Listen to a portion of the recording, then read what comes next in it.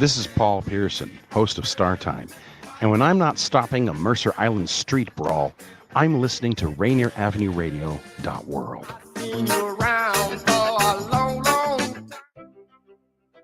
How would COVID vaccines work in your body? Here are 3 things to know. Number 1, a vaccine is basically a training session for the immune system. Vaccines teach the immune system to look for the key features of a virus. So when a virus does show up, it's ready to fight it off. Number 2, a vaccine gives your body a plan to recognize the virus. Then your immune system starts preparing by making antibodies, or fighter cells, that stay in your blood as protection in case the virus tries to invade. What this means is you get immunity against the disease without having to get sick first. Number 3, when enough people's bodies know how to fight off a virus, it has nowhere to go. That slows the spread. When people get a vaccine, we're able to stop the spread quicker and get closer to ending the pandemic. To learn more, go to covidvaccinewa.org. A message from the state of Washington. All lovers, check out the Quiet Storm Dedication Show with Sergio LaCour on Love Lines. Thursdays, 9 p.m. Pacific on Rainier Avenue Radio .world. I love the music. We got the feeling now. R&B, soul, funk, 50s, 60s, 70s, 80s. We give you all that and more on Star Time. Join me, Paul Pearson, for a 2-hour trip through the history of R&B. A new episode every week on Wednesday at 2 p.m. Come and get the feeling on Star Time on Rainier Avenue Radio .world. Atlantic Street Center has been serving the children, youth, and families of the Seattle-King County area since 1910. We partner with families and communities to raise healthy, successful children and youth through services including counseling, early learning, youth development, domestic violence, and education support for school-aged children. Committed to serving the African-American community, Atlantic Street Center provides services and support for all marginalized people. Learn more at AtlanticStreetCenter.org.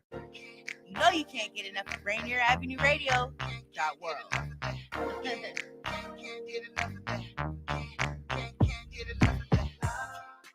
You're listening to Heartbeat Radio. I'm your host, Cindi Bright. Heartbeat Radio is a conversation aimed to take the pulse of corporate America. Opportunities for people of color. We're getting lost in the shuffle of change. I'm that provocateur of change. The hearts of corporate America are addressed. Access and opportunities will be accelerated for all people. Through Heartbeat Radio, you will gain a deeper understanding of what is necessary for change. Good evening, everybody. Welcome to Heartbeat Radio and podcast. It is Wednesday evening. I'm glad to be back on air tonight. We were off air last week for the basketball championships, and if there was any sport that I can succumb to, it is basketball, so it's okay, but glad to be back on air tonight. Hey, let me bring my co-host Joy in with me to start off before I kick off the show tonight. Joy, welcome. Hey, how are you this evening? Got to come off mute. Hey, Cindi, glad to be back on with you. Welcome back. Yes. You know, yesterday we had an interesting day here in Seattle. We lost 2 of our Black male leaders leave the city after a decade of not just being football leaders in our community, but community leaders in general. So through Russell And Black men leading. Black men leading. I've had a couple people, and I've actually had this recently, a comment made to me about, Cindi, you're always on air talking about Black women. Have you ever thought about talking about Black men issues? And I thought I was representing all of us people, but I think we should. And so I'm excited about tonight's show. How about you? Exactly. Yes. We don't want to make it seem like we're just always talking about Black women, but we are Black women's, and we know that. So that's why it's near and dear to us, and we talk about it. But Yes. we're not going to leave out our brothers. No, We but only got the brothers tonight. So yeah, we have an exciting show tonight. I am thrilled with 2 Black men in I was going to say in our community. One is not. right. One is a local Seattle leader, executive, and one is out of South Carolina who has done some work here in Seattle. So without further ado, I want to introduce our guests in to us tonight. Let me just also let my producer know while I'm on air. I can't hear out of my right thing over here, so it's hard for me to hear Joy. Let me bring in our guest. No one has ever said that in life. I'm in the studio tonight. Did you see I came into the studio? I see that. I see that. Yeah, and I'm glad because I have one of our guests is here, and we move things around in here, so I have him sitting right in front of me.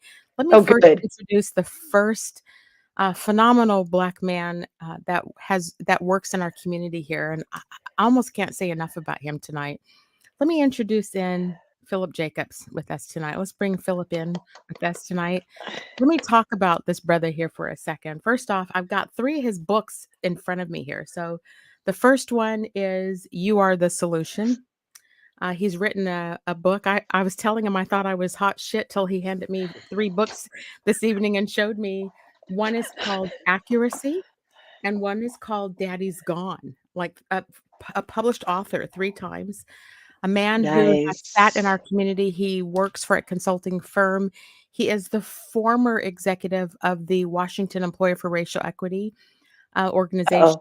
And so he is a phenomenal guest that we have here with us tonight. Philip, welcome on to Heartbeat Radio and podcast with us tonight. Thank you. Yay. Enjoy. Appreciate you. Glad to be here tonight. Our second guest, who's out of South Carolina, so we know it's 10 p.m. back on the East Coast. This man I got to know over the last 3 months, who's doing some phenomenal work on diversity and inclusion. I was quasi a predecessor to him for a temporary consulting gig, but I saw some of his work. I got to know him. I have mad respect for this man while his wife is potentially going into labor any minute now. But let's bring on Marcus Bryant with us tonight. Marcus. Before that happens. Welcome to Heartbeat Radio and podcast tonight. Hey, how's everybody? Good to have you. Good. I let me let both of you. Let me let you start, Philip. Why don't you introduce yourself and who you are, what your background is, and that sort of thing, so our audience can get to know who you are. Yeah, absolutely. Phil Jacobs, originally from Los Angeles, California. That's where I grew up. I spent some time in Omaha, Nebraska, as a senior in high school, and then moved to the Pacific Northwest as a senior. And I've pretty much been here ever since. I did move back to Cali for a little bit to I wanted to go back home. But essentially, I've just always been a very passionate person when it comes to just creativity and figuring out ways to create businesses from the things that I love. So that's where the books come from, music, speaking, and all of that. And then I stumbled into DEI work. I felt like I was doing DEI work before I even knew what that was, because in many times I would be the only Black person in the room. And so I would be advocating for more Black people to be in the room. And that's before I knew any of the terms, diversity, equity, and inclusion. This was back in the day. And I met a mentor who that's what his company was all about, was diversity, equity, and inclusion. And so I entered into it, and it's been something that I've been passionate about, but specifically racial equity. That's where I've really been passionate about. I have 2 young sons who are 9 and 6, and it's cliche, but I want them to live in a world where, they don't feel any limitation because of the color of their skin. So good. Yeah, thank you. Marcus, let's hear from you. Let's hear your background and what it is that you're doing. Yeah, absolutely. Thank you all again for having me on the show. Very similar to Phil, actually. I had never set out to be in diversity, equity, and inclusion as an industry. I think many of us arrived at this industry because we're sick of the crap that goes on in corporate spaces and said either we're going to be a solution or we're going to contribute to the problem. Likewise, I have 3 girls. And you've heard that I am likely going to have a son in a minute now. So if I have to run off and peace out, y'all please forgive me. But I'm super, super excited to be with you all. I started my career in HR. I thought I would be in HR for quite some time without the diversity, equity, and inclusion side, because at a certain time when I started, maybe 15 or so years ago, it was sort of this hub within the HR deal. It wasn't sort of separated as a Right. and so as it started to separate, I started to learn with the industry. So I ended up getting dually certified in both HR and diversity. So I feel like if we're informed by diversity practices, we can have better HR across industries and across companies. So I've maintained both of those certifications in both of my career paths or across my career path for quite some time. So it has been a joy to do this work in many ways. I've been fortunate enough to be recognized by several really cool industries and published in multiple journals, that kind of deal. So I feel very young in the field, but still excited to see what's next and be at the forefront of change. I really wanted to highlight both of you because you are young, a lot younger than Joy and I. I'm not just claiming it for myself tonight, Joy. And we want our audience, we want people to see the portrayal of Black men in society is so atrocious to begin with. But there are Black men like you, both of you, who are doing phenomenal work and who are passionate about, the common thread, I think, when we all talk about why we do what we do is we fall into it because we live in the injustices. And so when you live in the injustice, at least from Black community, we feel compelled to step into solve problems to try to help the other people behind us. And so I view you both as a generation behind me who have stepped in. Now, I want to talk more about your stepping into these leadership roles. Let's just talk about your experience being, Philip, I'm going to start with you. Your last prominent role was you're the former executive director, so the top seed leader for Washington Employers for Racial Equity. And that is, we're going to show you who they are really quick. They are an organization that pretty much every major CEO sits on that and who has made, if we can scroll down a little bit and we can see the purpose and the commitment to racial equity. Philip, can you talk to us about your experience working in that organization? Yeah, absolutely. So I joined WEIR because the mission stood out to me. I had never seen an initiative this large with these types of players in it that was specifically focused on Black people. Like, I think, I'm probably putting dubs on it, but I feel like my jaw dropped when I saw the description. And I actually have a friend who told me about the position, and she sent it over and said, I think you should apply. I think you'd be great for it. And so throughout that process, even prior to joining WEIR, I think that it was a natural step because of the work that I was doing beforehand with the company called Great Heart Consulting, where I was a consultant project manager for a solution called Racially Savvy Leadership. We were trying to get a lot of companies that were similar to the ones that were in WEIR to begin having conversations about race. And this was prior to George Floyd, where a lot of companies didn't want to say the word race. They didn't want to say the word white, racism, privilege, none of that. So we had to fight just to keep the name Racially Savvy Leadership, right? And push back on some of our clients. And so when this opportunity arose, I believe in God, and I just believe it was a divine moment, for me to step into it. And so one thing led to another. I got hired, and I think for me the biggest thing that I take away from WEIR was it was a learning experience, because we see that this work is so broad, right? And it's so broad, but it's also nuanced, where you as a Black man, what I would often say is I literally have skin in the game. Mm-hmm. Like if we don't get this right, if we don't get racial equity right, not only is it just the George Floyds of the world that get impacted by that, but it's the person that like you're looking at right now. It's my kids. Like this is home. Like I got friends, I got people that I know that are locked up for unjust causes, Black men that have been killed, so it's like, this is real for me. This is not just show up, do my job.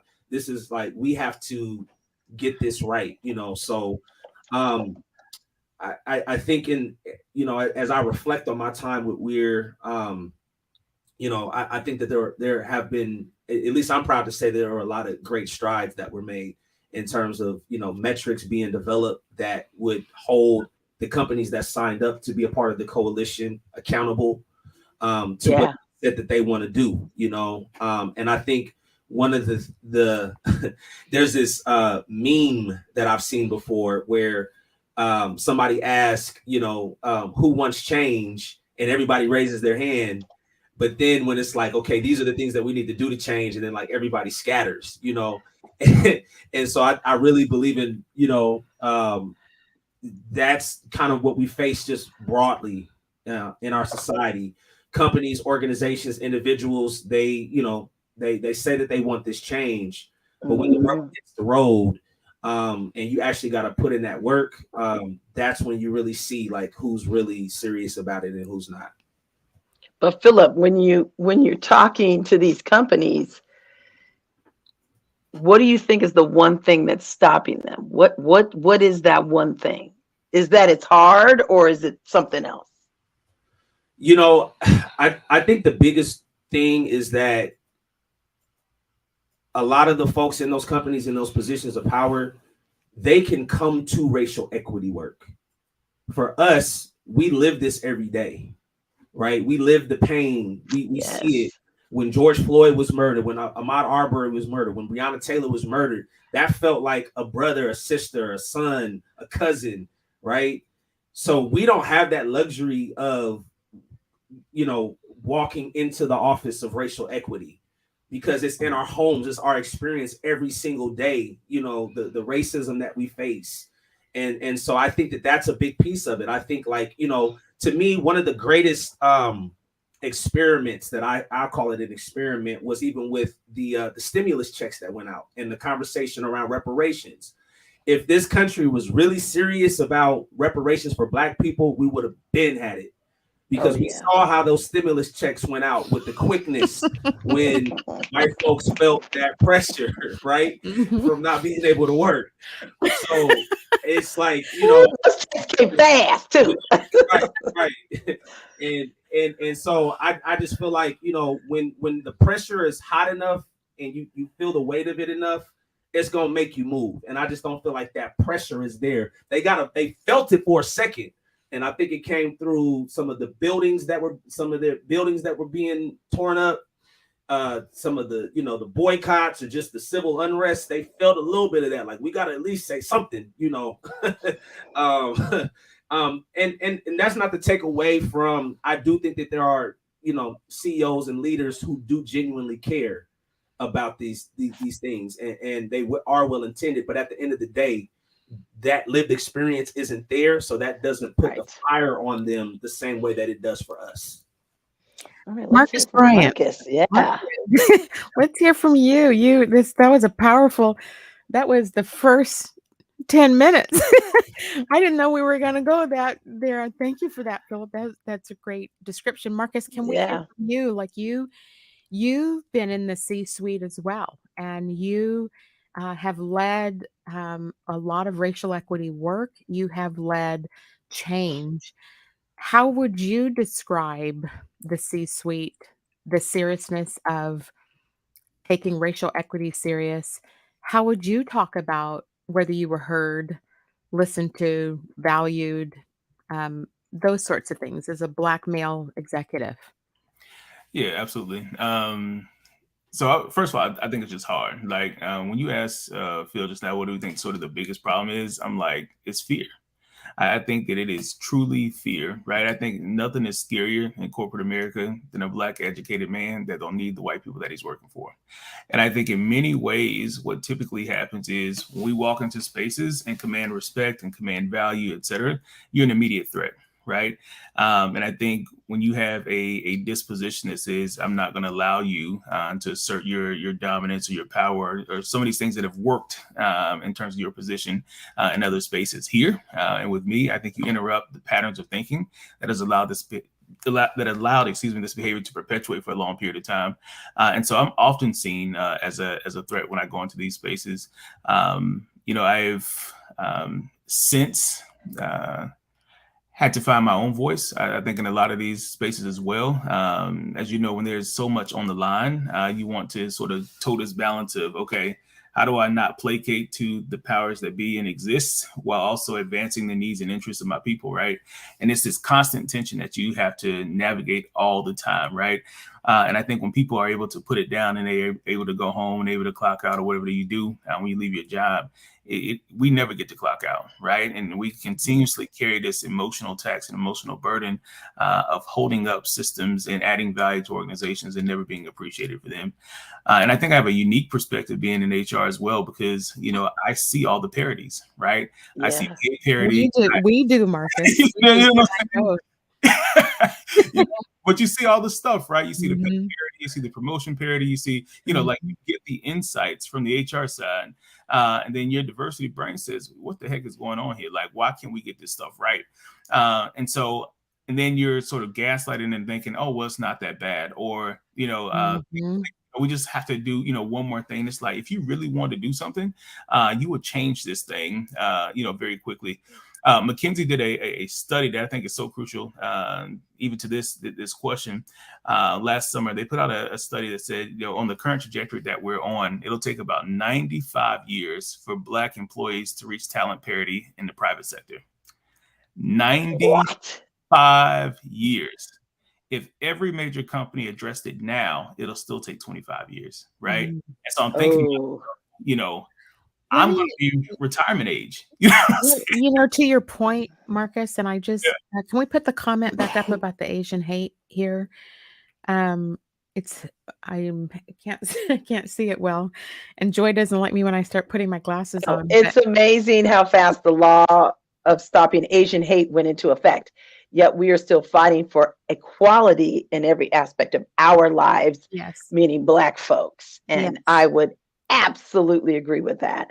And Marcus's comments about, the coming into, he and I are both HR executives. And so we both have seen the hypocrisy of leaders claiming that they are leaders in equity or leaders in diversity, but their actions don't meet their words.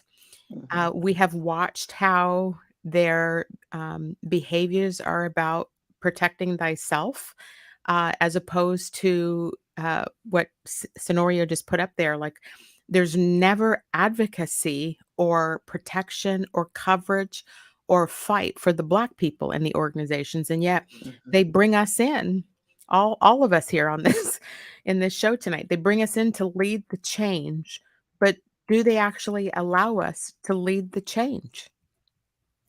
What do you think?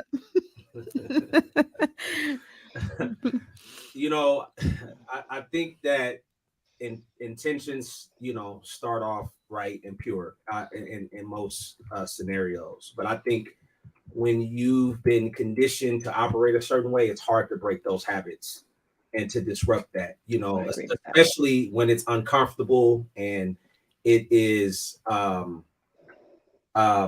it goes against the grain of how things normally flow, And so I think, to Marcus's point, that's where, one thing that I'm really interested in is the psychology of fear and like, how do you break that? Because I think that that's some of the learning that needs to take place, because I think especially in corporate America, because it is so driven by quarterly profits, right? And things, comms and things look in a certain way, that when you talk about something like racial equity, which is very messy work, and it requires much more time, and it doesn't operate on the same timetable as a quarterly schedule, when earnings and stuff come out, that it's going to require some disruption in places where a lot of leaders and CEOs are not comfortable. Except, let me interject for a second. Except, it's been proven. So who brought up McKinsey here? Marcus. It's been proven There's been several studies that shows that profitability of an organization increases, and the percentage of it was like 30 something percent increase when there's both gender and racial equity at the table. So one could argue that they're leaving a ton of profit on the On the line, table. on the Mhm. table by not, and that first study came out in 2015. And so it's 7 years later, and we're still having the same dialogue. So my question is it fear or is it hate?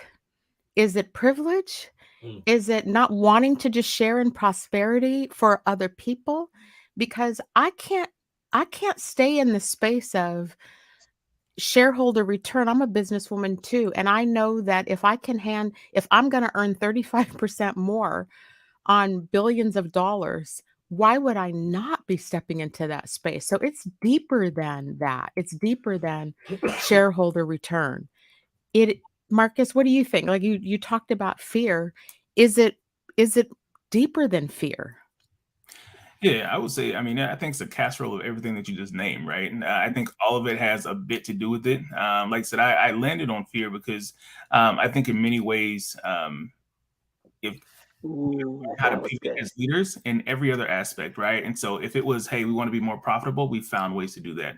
If we wanted to increase shareholder return, we found ways to do that, right? But as soon as we say, how do we ensure a fully Black and brown person, and I'll define that in just a moment, but a fully Black and brown person occupying the same space with the same level of authority, same level of power, same amount of insight, and with true decision-making control enters the space, there's, okay, well, wait a minute now, there's Hold some, on. like, wait a minute, you know what I'm saying? And so I think in many ways that it has to be a fear, right? Because everything else has been mitigated, right? We found a way to increase profit. We found a way to increase shareholder, like we found a way to do all the other stuff. What we have not found a way to do is allow Black and brown people to occupy at the highest levels of companies, to have the right level of authority and span of control, and to be ultimately successful without fear of repercussion and retaliation for doing so. So I think it's just a deep-seated fear that we have to overcome. But is it fear? I'm asking this again, or is it that they want to continue to have power over us? Both.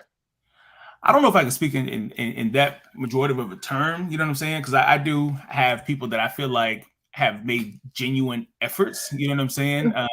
And I want to respect that. However, I also within the consulting space have realized in many ways that even some of my clients and folks that I've dealt with at a business level have still had this air, about them that I don't necessarily care about you as an individual, but I do care about what you can do, and which is why I'm being brought into the room, right? And so my personhood is excused for what I can put my hands to and accomplish. And so again, I think that the personhood is where the fear is, but there's an appetite for what I can add value to as it pertains to the company. So I can increase market segmentation because I know how to talk to the people that you're trying to reach. I know how to increase your talent pool because I represent the people you're still trying to reach, right? And so I'm valuable in some ways because of what my hands can do, but I'm not valuable in terms of how my personhood shows up and occupies the space. And that is the problem. Absolutely. That is the problem. So we need to move through that fear, and that's where the hard work comes. And I think that's where people get all, this is hard. Oh, do we have to do this? I'm uncomfortable. Well, get comfortable with being uncomfortable. Because like both of you said, we all didn't choose this. It kind of chose us and we kind of fell into it. I know that's true for me, just like it is for you all. And looking back now, and talking to Cindi and reading her book and all that our friendship has brought about, it's very evident that it'll get better. Oh, it'll get better. For 10 years, I said that at one company, it'll get better. We're going to talk about that, Joy, in the second half about, I'm going to ask a question about that. Good. Getting better. Before we go to break here in just a second, I want to believe, Marcus and Philip are the next generation, and I don't want to discourage either one of these brothers for doing this work. I just have huge question marks about, I've got 20 years on both of you. And so I have watched my entire career how decisions are made, how we are treated. And so I just question whether this can actually be solved the way that we are trying to solve it. But before we pick that topic up, we're going to take a quick station identification. You're listening to Rainier Avenue Radio. We'll be back shortly after break and pick this back up. Have that up in Saks. I favor black businesses. Assuming I'm rooting for everybody that's black. Yeah. Yeah. Assuming I'm rooting for everybody that's black. Yo.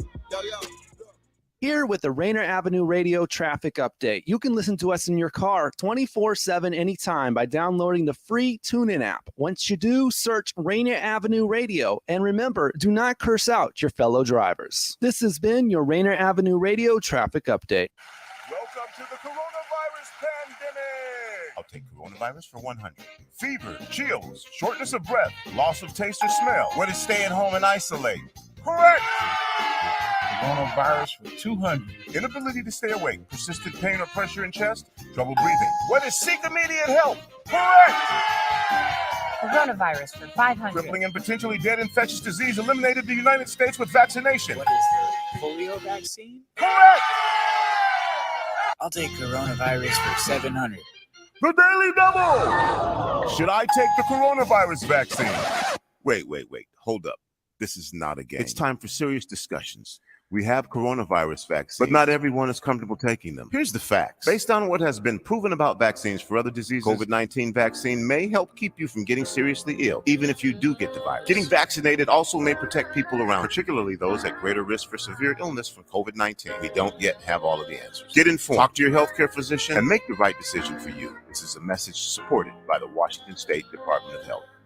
Hi, I'm Mac McGregor, the host of the You Can Make a Difference show, which airs live every Friday at 12 noon PT time. On the You Can Make a Difference show, we shine a spotlight on people who are doing amazing things to make a positive difference in our communities and in our world. We talk about what inspired them to do the work and what inspires them to keep going, how they got their start, and how you can, if it inspires you, plug into their work. We can all do something that makes a difference. So tune in every Friday at noon to the You Can Make a Difference show with Mac McGregor. Hey, yo, it's D Money from Fresh Juice on Rainier Avenue Radio, Wednesday, 9 to 11 p.m. Check us out March 9th. We have a couple of great artists coming at you from the East Coast. LFMG stands for La Familia Media Group out of Detroit, and MC Lena Jackson of Raleigh, North Carolina. Joining us live along with my co-host, Pint Size Patron and ID Yourself, March 9th, Fresh Juice. That's Wednesday, 9 to 11 p.m. Join us live. Do you want to reach out to the Vietnamese community in Seattle? Just advertise in Le Viet Tây Bắc, that is Northwest Vietnamese News, the longest running Vietnamese language newspaper in our region. Go to nvnorthwest.com. This is Paul Pearson, host of Star Time. And when I'm not driving my sweet AMC Pacer through the car wash, I'm listening to Rainier Avenue Radio.world. You missed a spot. That up in Saks. I favor black businesses. Assuming I'm rooting for everybody that's black. Yeah. Yeah. Assuming I'm rooting for everybody that's black. Yo. Welcome back to Heartbeat Radio and Podcast. I'm your host, Cindi Bright, with my co-host tonight, Joy Stanford.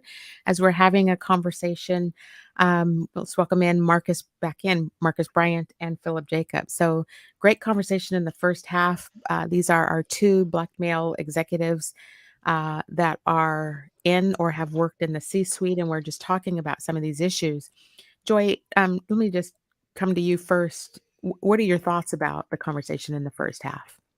Well, I love that we're talking about fear, and I love that it's that I'm not the only one. And I think that's what our listeners need to hear. You're not the only one that may be experiencing this phenomenon of maybe not even in the C-suite, because I wasn't in the C-suite. There was no way I was ever going to get to in the company that I worked at. But just as a worker, you're experiencing that and knowing that it's not right, and that we're actually talking about it, and that there are people who are diving in and working with companies to change, to make that change. It's hard though. This is not easy work. This is not a comfortable subject.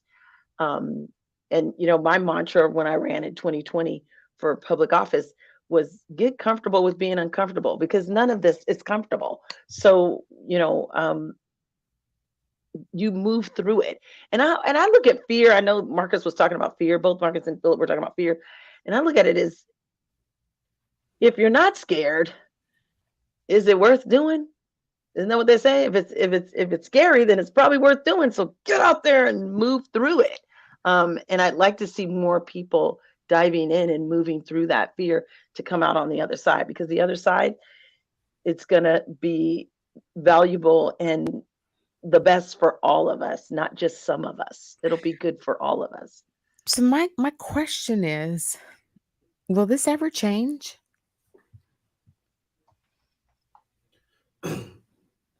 I think that's the question for y'all, Philip and Marcus. I'm jumping in. No, I personally think it will. I do think that racism is always going to exist in some form. It's going to mutate. It will become more sophisticated. It'll show up in different ways. But I do think that what I say what my generation is tasked with is, it's like we're building a house, right? And I think like the civil rights era, that was like a foundation that was laid, right? Yeah. Our generation is coming in, putting up the studs and the beams, right? And I feel like, my children and their children are actually going to be able to put up the drywall and begin to put in the carpet. And, so I think this is a generational thing. We got to think like, we were enslaved for 250 years, right? And then we went through Jim Crow and sharecropping and the black codes and all of those different things. So I don't think this is going to be obviously we know it's not going to be an overnight thing, right? And there's not like one singular path to liberation for our people. But I do think that is the trajectory that we're on. And again, like I said, I believe in God, I believe in a higher power. And I just think that there's some things that are at play that cannot be stopped. And we saw that with that microcosm of George Floyd, where the entire world had to brace and look at that. And I believe that the stars just were aligned because it was COVID, where people were at home and they had no choice but to be on their phones. It was the bravery of our brothers and sisters that were out there marching in spite of COVID. And so that thing just spread. And then the way that our brother was murdered, it just set that chord. And I think, unfortunately, and I pray that it's not more Black bodies that have to be the result in order for us to get to that. But I do truly believe that things are changing. Things have changed. There's things that folks can't unsee anymore, right? Let me ask this question, because I love hearing the hope, and I love hearing the hope in your voice. I think Joy and I are both women of faith also, which is how I would explain why I do this work too. Called to be a voice, called to speak out, called to stand in truth, called to be, I am a David, right? David in the Bible was the one who spent all the years tending to the sheep in the field, and he turned into a king because he did what he was called to do. And so I do believe that we are all marked for this moment. In fact, I believe Black people are the race of people that are going to prevail in this society. My questions I have, though, for us to prevail, for this hope to come through, I'm going to turn this question over to you, Marcus, because it's a lot of the work that Joy and I do, which is about shared power. Because in order to change systems, let's go back to corporate America. In order to change systems, we have to have equal power or more power than what white people have. And right now, in every major company and every organization that I see, the people at the top are, even though they are not the most qualified people, I mean, they still hold all the power. And so what are your thoughts, Marcus, about how do we shift power? How do we gain more power in order to help transform corporate America and society so that Black people can actually succeed? It's a loaded question, Cindy. It's a loaded question, and I'll say a few things. One, I think that it really depends on industry, right? I think we're overrepresented in very low paying jobs. Look at retail, when you look at food service, right? Hospitality. We are typically at the lowest rung, right? In terms of what's happening. We know that the biggest gap in terms of a wage for Black people in particular, when compared directly to white people, right? Like, I think it's to the tune of $220 billion just this year, right? And so, like I said, we're at a place in many ways where capitalism is still real. The corporate sector is still real in terms of how we produce profits, increase revenues, whatever. But those are the individuals who are holding power, right? And we see that the gap is getting larger, not smaller. Even in the nonprofit space, like many of the nonprofit organizations are serving BIPOC communities, but they've got all these white women running them who claim to be woke, but have no clue about, they have no clue. And when they're tested, when they're held and they're tested to whether the words that they actually say, when they're held accountable to that, they don't deliver. I've never seen it happen. And so here we are, we've got a corporate sector, we've got nonprofits, all being run by, I could make strong arguments. Many of them are just very unqualified people to be in leadership positions, but they hold the power over the Black and brown people in the businesses. And to your point, they are the lowest paid people. They have the largest need. But the fight is real when you look at top level and middle management, all full of white people who feel that they have all the answers and can't be told a damn thing. And so, how do we as Black people, we are Black, all of us here on this, we are Black leaders all trying to impact and influence this change. And it's difficult is not even the right word to articulate how we try to affect change. I asked the question on air a couple weeks ago, should we as Black people just go do our own stuff? Like, should we set up our own? I mean, this is Malcolm X conversation here, but I mean, he talked about it. Are these white people ever going to allow or listen or take advice from people that actually live these lives and know these situations and systems? Or should we just throw the towel in with them and start setting up our own infrastructures and our own way of earning money and, banking systems and all the things that create our Black Wall Street again? What do the both of you think about that? I'll let you okay. In my earlier statement, I said that there's going to be many ways to our liberation. I don't think it's just going to be one path. So I do think that it's going to be some of us in politics, it's going to be some of us in the corporate arena. But I do firmly believe in entrepreneurship. Like, that's part of the reason I wrote the book, shameless plug, You Are the Solution, Awakening the Entrepreneurial Spirit Within, because I feel like entrepreneurship is a clear path for us to achieve, our dignity, our independence. And we know that the Black dollar is strong, so if we were like to pull our resources together, if we were to invest together as a community, if we were to support each other's businesses, and also set up businesses, not only where we're buying from each other, where other racial groups are buying from us as well. Like, these are things that we also need to be doing, and I know Kanye, he's been on a rant lately and doing a lot of crazy stuff. But one thing you got to give the brother credit for is he's built this brand that the world recognizes, right? And that all people of all races and colors and hues, pay for. And so it's like, we need to be thinking on that level. Like, how do we create the next Nike? How do we create the next Facebook, the next Microsoft? And it might just start with the general idea, and I think some of these entities already exist. You spoke about the Black Wall Street, Joy. There is a Black financial revolution happening right now. I'm a name drop, Earn Your Leisure, the podcast, Earn Your Leisure.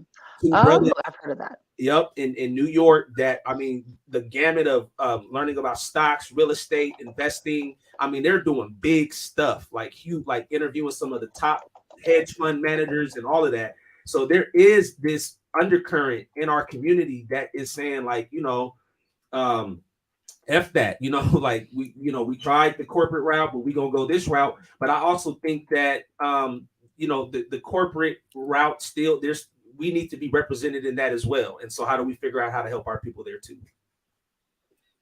Marcus, what are your thoughts?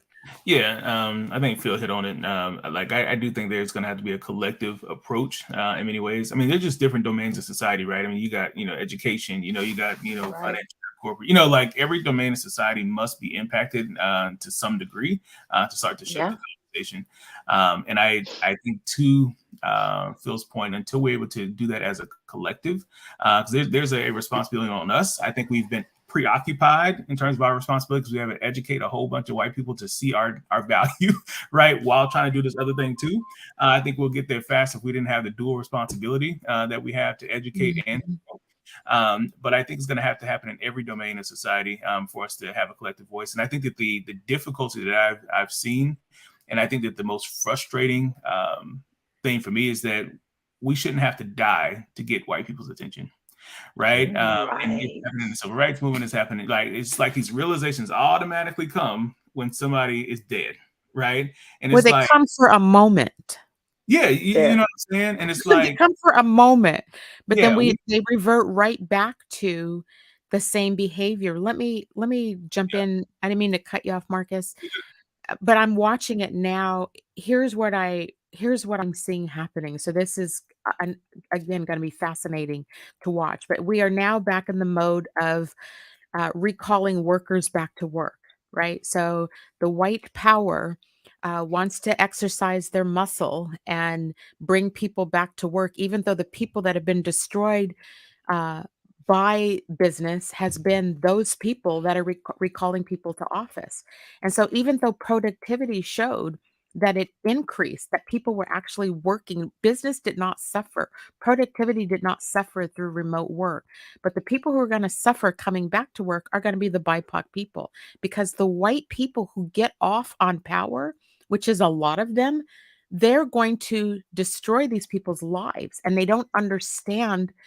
No, maybe they do understand the thirst and the craving of controlling people's lives and controlling people outweighs logic, which is why we have data that shows you can have 35% increase in profitability, but you still can't put people at the levels where they're supposed to be, because the logic around reasonableness is outweighed by the thirst for power and control. And so I'm back to that same question about, yes, it's in all spaces that we have to succeed, but can we actually succeed in those spaces? I mean, who's willing to go put, I mean, can we succeed in those spaces? I think so. I mean, I honestly think so. And like I said, I think that there's a rose-colored glasses sort of, response to that. I'm gonna have you on my show in 20 years, Marcus. Yeah, you know what I'm saying? Like, and like I said, you know what I'm saying? The thing is, like I said, even if we all did it collectively at the same time, it still took a minimum 25 years, right? According to the most recent data, right? So, like I said, I don't think we're going to do it fast, but I do think we're going to have to do it smart, right? And just like we've all said, like, I'm also a person of faith. I actually am co-pastoring the church currently, right? Like, I believe that God can do it. If everything else fails, if everything else that we see that we put in our hands to don't seem like it has the right outcomes and results, I still feel like God is at work and producing something in the earth that is a bit different than what we've ever seen before. And I refuse to believe that that the hope that I have within me is a false hope. And I'm still willing to fight. And I think there's a whole lot of other people who are also willing to fight, but we have to do it in collective. I think, sometimes in our own community, we're all trying to fight our own fight because we see our own narratives, right? But until we're cohesive in many ways, we have to do so in a way that we've seen it work in the past. White people have been so powerful in many ways, particularly as you look at slavery and the overarching existence in America, let's be real, right? It's been the collective action, right? Everybody moving together at a single point in time to manifest something powerful and great, right? So we know that the method works, right? We just have to switch the narrative and say, how can we do something similar and do it at the same time, in the same way, with collective power, with collective resources, and make a change across domains. And I'm hopeful that we can do that. I really am. How that's a great point, Marcus. Philip, what are your thoughts about how do we mobilize Black people to collectively move together? I'm gonna say a couple of things that may not be popular to say, but in Black community, we have suffered so deeply that when there's scraps available, we're all fighting for the scraps. Yep. And so it's created a behavior that is understood. I guess I give a whole lot more grace to Black people because I understand from the basis of where it's coming from. I don't give grace to the white people the way that I do because they have access and opportunity for everything.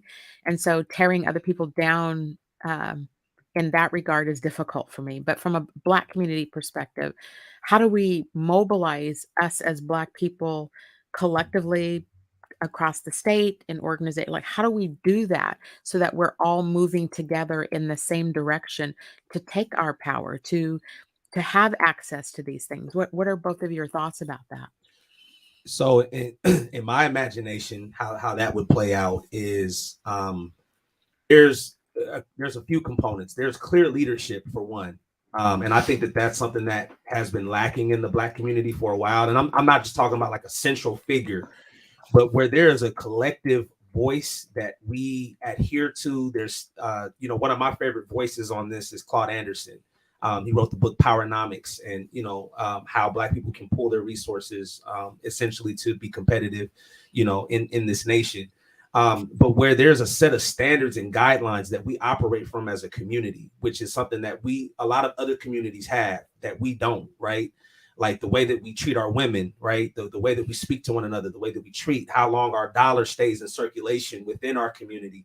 Those types of rules and guidelines that are just kind of like unwritten, but you spend your money here, those types of things. So I think that that's one piece, that collective, trusted kind of, voice that we all adhere to. I think that that's one piece that needs to be in place.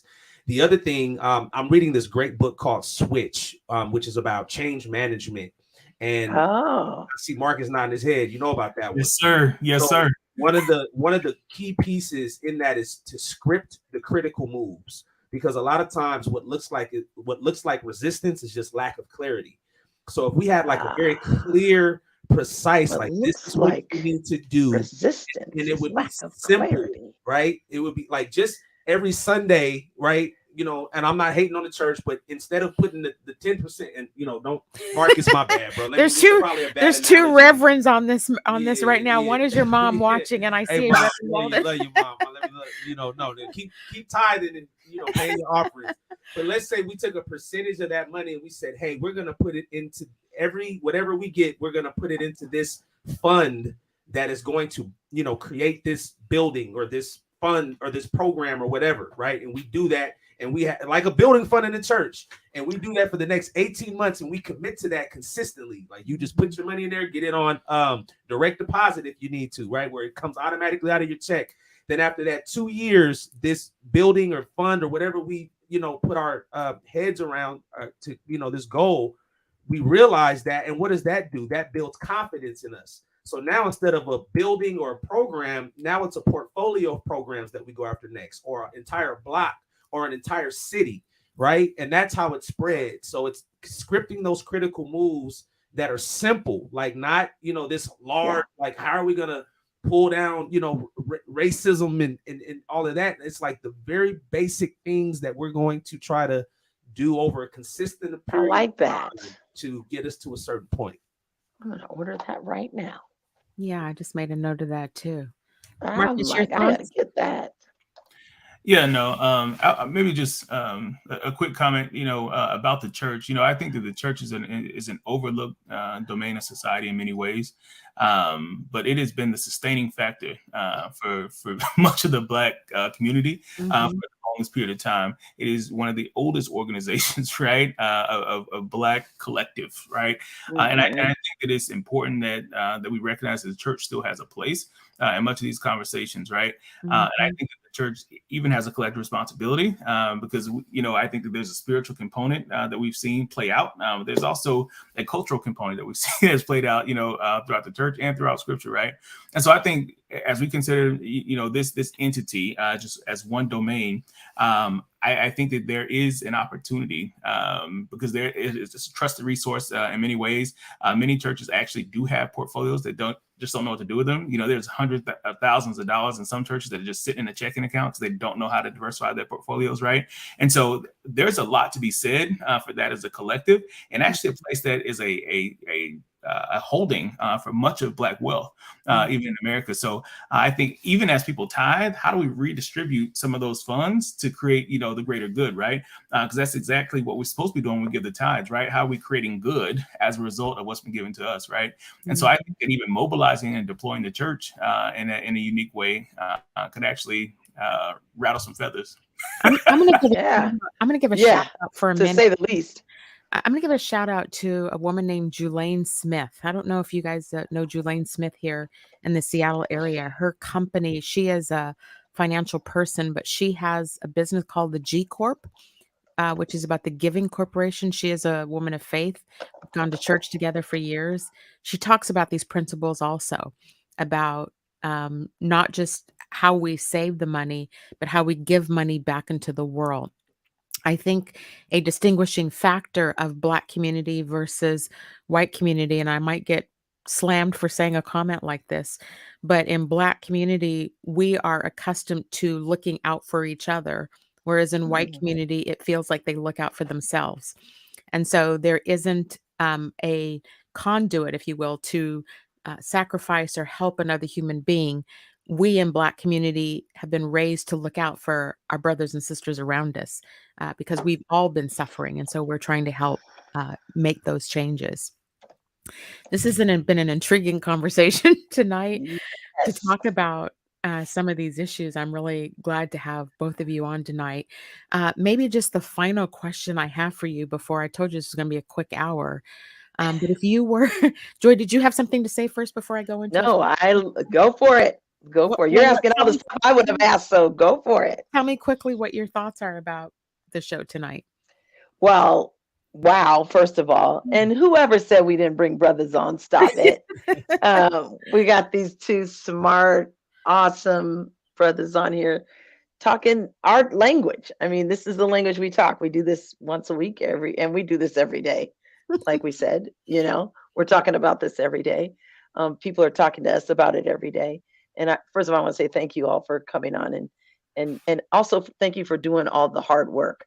This is not easy work. I mean, I'm not even able to go to school board meetings anymore because it's so traumatic, because it's hard work. This is the work we need to be doing. But thank you for not being afraid and for looking fear in its face and pushing it aside and doing what you're doing.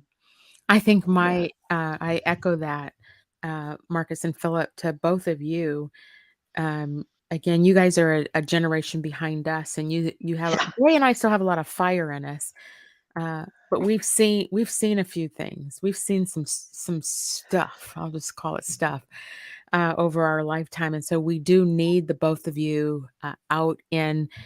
You're going to take some lumps. I mean, there's a lot of lumps to do this work. There's a lot of frustration that comes with it, but we need your voices and your activism out there and challenging the status quo. I think just as a final thought, we just got a couple minutes here. Maybe you both, I want to make sure we give shout outs to both of your work, your companies, your businesses that you work in. Philip, go. I've got your 3 books here. So just give us, what do you want the audience to know? What's your website? What is it we can do to support you? Absolutely. So my website is rebelfirm.com, and you can find all my books there. I'm releasing my 4th one this year, which is going to be called Having the Race Conversation, Addressing the Elephant in the Room. And it's actually going to be a fiction, which will be a different take on, I think, books on racial equity. And then after that, the plan is to release a board game called Having the Race Conversation, where, to kind of get over some of that fear, where, we can have these conversations, hopefully in a more, it'll be gamified and hopefully more fun take some of that fear factor out. So that's what I'm looking to accomplish with that. I would just encourage everybody out there, just, keep learning, like, keep finding your voice and leaning into your voice and speaking your truth, because, we're not going to get any further. Like, conversation is not enough to get us to where we want to go. But in order for us to get to where we want to go, we have to have conversations, and so continue to speak up, be bold. Now is not the time to shrink back or to let fear win. We're all fearful in some ways, but we have to daily overcome that fear. And then also another thing I'll leave is I've been practicing what's called something I coined during COVID, which is called radical self-care. And so I just encourage everybody, like, to commit to a regimen of self-care, especially our Black people. Amen. Amen. Figure out if that's a massage, for my sisters getting your hair and your nails done, me, I like to skate, like, figure out what you love to do and do that, and keep that as a part of your daily routine. Thank you, Philip. Right, Marcus, quickly, what would you like to say? How do we find you, your company, the work that you do? What would you like to say? Yeah, thank you all so much again for inviting me to the show. My company is Vontage Custom Solutions. So www.vantagecustomsolutions.com. We are a HR and DEI firm. We have business all across the U.S. at this point, so praise God for that. And also just landed international clients. So we're all over the world, people. So hit us up if you need any HR DEI consulting. The intent with our company is values alignment. We don't work with people who are not interested in working with us, who are not about real change. So we have a unique value proposition to many businesses in that we expect change. We build that into our process and are willing to interrupt patterns and thinking that have caused significant disparities for Black and brown people across the country. So I am grateful to lead that firm with a team of consultants, and like I said, happy to affiliate myself with you, Cindi, and your team, and any work that I can do to support you all on this call, or anybody that I'll be happy to do so. Thank you, Marcus Great. Bryant, Philip Jacobs. Thank you both for joining us tonight. This was a great fast hour. We're so grateful to have you on. To our listeners who joined, I want to give a shout out. I saw a lot of the comments coming in. I just couldn't comment. Including, I think someone's mom was on there giving them shouts out. Here. Reverend Walden was on here. Thank you all for coming on and joining and engaging in this necessary conversation. To our listeners, have a good week. We'll be back next week. Have a great week. We'll see you next Wednesday. That up in Saks, I favor Black businesses. Assuming I'm rooting for everybody that's Black. Yeah. Yeah. Assuming I'm rooting for everybody that's Black. Yo.